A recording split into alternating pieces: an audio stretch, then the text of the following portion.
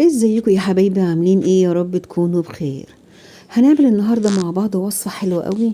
هنعمل القرنبيط بطريقه سهله جدا وبسيطه، وهيطلع معانا لونه حلو قوي ومقربش من بره ومن جوه ابيض زي الفل. طريقه سهله جدا وبسيطه.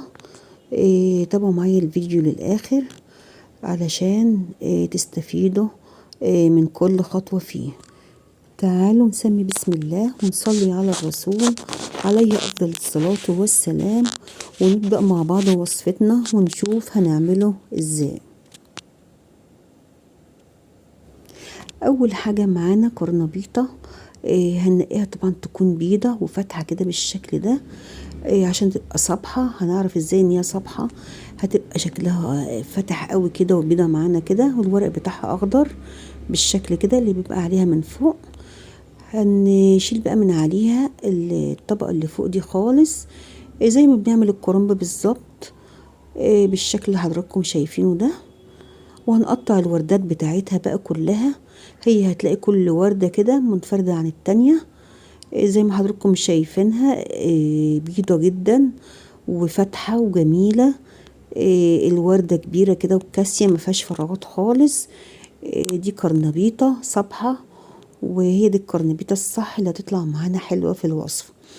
هنجهز بقى مع بعض حلة تكون عميقة كده، ونحط فيها مية نغليها عشان نسلق مع بعض القرنبيط بتاعنا.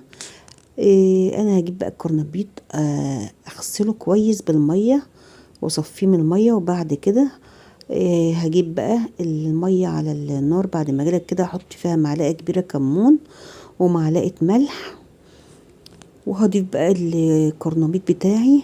هحطه على الظهر بتاع زي ما انتم شايفين كده، على العرق نفسه عشان ما تتهريش معانا. وهننزل بقى بكل الكمية.